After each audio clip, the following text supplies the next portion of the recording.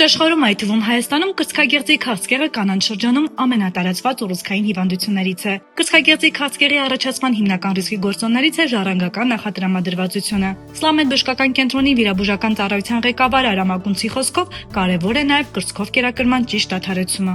Ցավոք սրտի Հայաստանում կրծքով կերակրելու դպրոց չկա եւ բավականին շատ կանայք պարզապես հարևանի խորհրդով, մայրիկի խորհրդով եւ այլն եւ կերակրում են եւ կրծքի կերակրելը դադարեցնելն են կատարում ինչ-որ ձևերով, որը որ ցավոք սրտի այո կարող է բերի լուրջ խնդիրների։ Կան բարբերակ ուռուցքներ, որոնք չբուժելու, չզբաղվելու դեպքում կարող են չարվորականալ։ Դրա համար իմ խորհուրդն է բոլոր կանանց կապ չունի տարիքային ոչ մի սահմանափակում, պարտադիր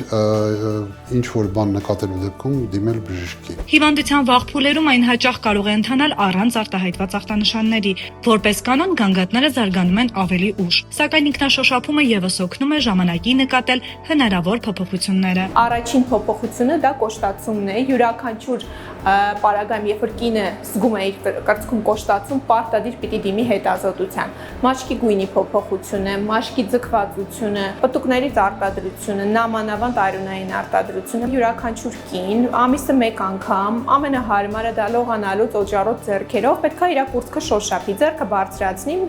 աջ ձեռքով ձախ կուրծքը, ձախ ձեռքով աջ կուրծքը շոշափի եւ եթե արտառոց կոշտացում է շոշափում, պարտադիր հսկողություն պետք է սահմանի։ Նաեւ ինչու՞ չէ, եթե ասենք անսպասելի սկսեցին ինչ-որ ցավեր առաջացան, յուրաքանչյուր խնդիրի դեպքում իհարկե ճիշտն է միանգամից դիմել բժշկի, որովհետև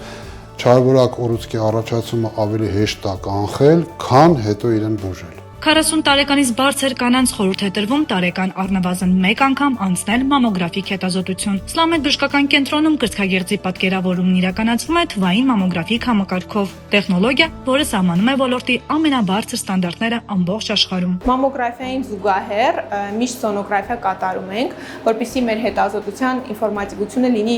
բարձր եւ դրանք համարվում են մեկը մյուսին լրացնող հետազոտության մեթոդներ։ Բազմակի փոփոխություններ մենք մամոգրաֆիայով ենք գնահատում, բազմակի փոփոխությունների ինտերպրետացիան սոնոգրաֆիկ հետազոտության ժամանակ ենք տալիս եւ մեկը մյուսին լրացնող հետազոտության մեթոդ է։ Աննա Գրիգորյանի խոսքով մամոգրաֆիային զուգահեռ Սլամետ բժշկական կենտրոնում իրականացվում է նաև սոնոգրաֆիկ հետազոտություն, որը հնարավորություն է տալիս հայտնաբերել նաև այլ փոփոխությունները։ Այսպիսով, մամոգրաֆիան ու սոնոգրաֆիան հանդիսանում են մեկը մյուսին լրացնող հետազոտական մեթոդներ։ Մամոգրաֆիկ հետազոտությունը մեր կենտրոնում անցավ է, քանի որ հետազոտության հարթակները կորեն եւ հետազոտության ժամանակ հարթակները որոշակիորեն ճկվում են եւ հետազոտությունը դառնում է լիարժեք անցավ։ Ինչ վերաբերում է հիվանդության վիրաբուժական մեթոդներին, Սլամետ բժշկական կենտրոնում կիրառող ժամանակակից մեթոդները հնարավորություն են տալիս հիվանդության առկայության դեպքում պահպանել կնոջ կուրծքը, անհրաժեշտության դեպքում իրականացնելով պլաստիկ վերականգնում ժամանակակից բժշկության վերջին մոտեցումների կիրառմամբ։ Մենք 21-րդ դարում ենք կրծքագեղձի հեռացումը, ամբողջովին հեռացումը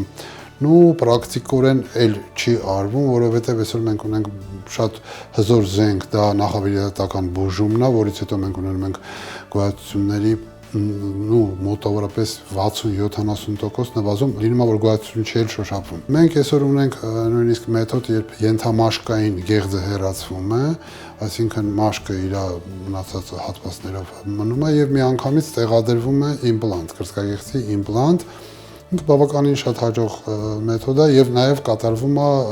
լիմֆոդիսեկցիա։ Մինչև 40 տարեկան կանանց համար սովորաբար բավարար է տարեկան մեկ անգամ անցնել կրծքագեղձի ուլտրաձայնային հետազոտություն, անհրաժեշտության դեպքում ստանալ մասնագետի խորհրդատվություն։ Իսկ 40 տարեկանից բարձր կանանց խորհուրդ է տրվում պարտադիր անցնել մամոգրաֆիկ հետազոտություն տարեկան մեկ անգամ։